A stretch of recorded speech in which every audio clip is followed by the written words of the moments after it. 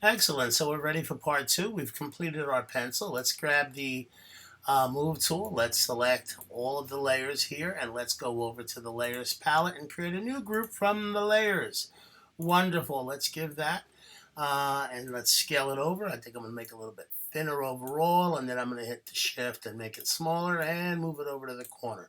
So that is now available to me, and if I want, I could also name the group.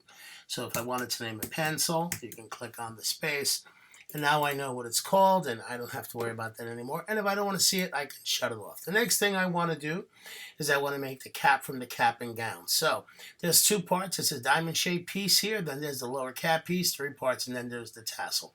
Let's begin by making the elements that are going to create the cap itself. So here we're going to take an elliptical marquee tool, and I'm going to make an ellipse here. Let's see. And that's a nice shape. Let me take it and move it over. Now what I want to do is I want to subtract this negative space. So I'm going to stick with the ellipse, but this time I'm going to go up to the top here, in case you're not sure what I'm looking at. I'm going over to here where it's shapes, not new combine, not new, not combine, but subtract from shape. And so I'm going to take that and I'm going to subtract from this shape. I prefer to do it away from the object and then take my object and then bring it in. So here I do this, and if it's not the right size, I can always scale it. So Command T, I think it should be a little bit bigger. I can do that. Right? Excellent. Now, if I like it, I can hit Option and make a second one of those. Now notice here, I have that big V shape. I want to get rid of at the bottom, let this overlap.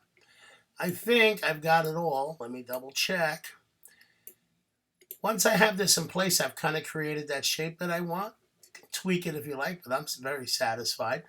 I can grab my shapes here and I can say merge shape components, and now I've got one unique shape. Okay, so now I've got that. Now I want to add a diamond shape to the top. So I'm going to go over to where it goes to my custom shape tools.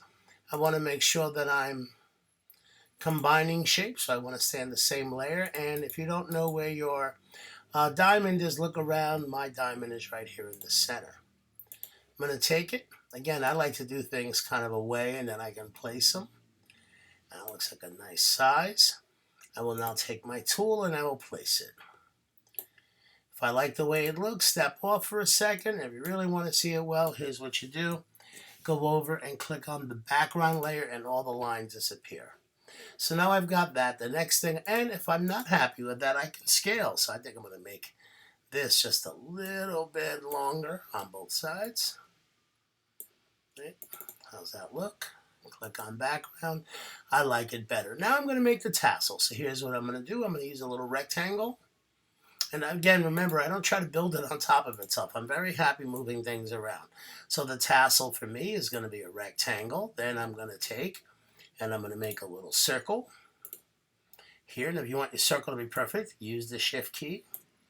You can always take it and move things in place so they don't have to be in place right away. Now I want to make a little triangle.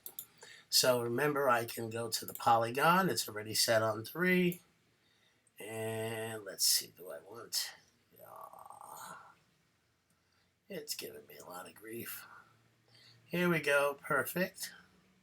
Turn it upside down. I want the point up, right? There we go. See, sometimes it ain't easy. But that's okay because I'm going to take it and I'm going to scale it up. Command T. I want it to be a little longer for me, a little thinner for me. Double click it and I'm going to put it in place here.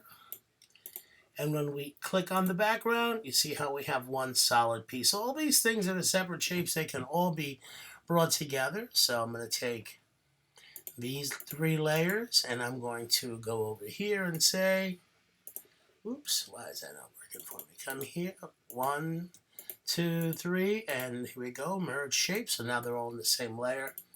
I can take these guys and move them over in place.